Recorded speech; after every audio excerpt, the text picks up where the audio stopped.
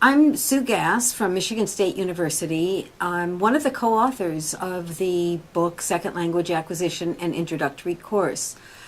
This book is a textbook that covers the major topics and constructs in the field of SLA. SLA is what we call the field Second Language Acquisition.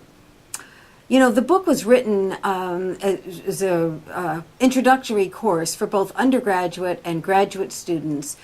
We had hoped that this would give them a basic understanding of the field. It's a text that is commonly used in introductory second language acquisition courses, as well as applied linguistics courses, because we found that teachers and students alike find it accessible and comprehensive. Thank you. That's very interesting. Tell me a little bit about what you think the book aims to cover.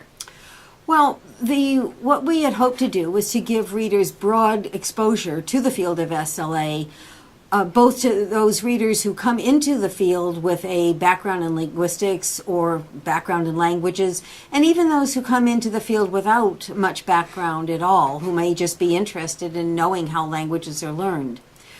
We do try to give broad coverage to a wide range of areas, including, for example, the history of SLA, the major approaches to the field, the questions that SLA research attempts to answer, as well as the types of research that have been research questions that have been asked, the research that's been and is currently being conducted, as well as the most empirical, up-to-date findings in the field.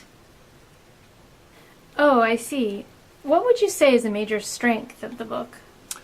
Well, that's an interesting question. I guess if I were to have to give a major strength, I would say that it's a comprehensive coverage of different types of approaches to SLA.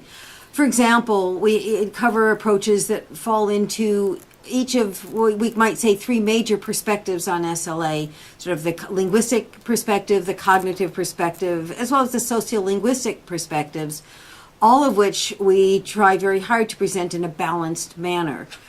Also, the book reflects the interdisciplinary nature of the field, with influences coming from a range of areas, such as linguistics, education, psychology, and sociology, as well as others. And we take all of these influences into account and weave them together, showing how the acquisition of a second language is affected by many, many different factors.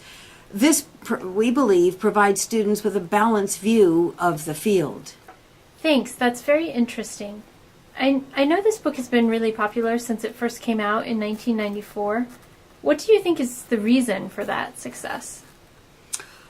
Well, what we've heard from faculty, professors, and students over the years is that they very much appreciate the use of real data from second language learners in the book, and the points for discussion at the end has also been very well received, because it gives students the opportunity to put into use the concepts and the theories that they have learned about. I guess I would say that's one of the reasons for the success.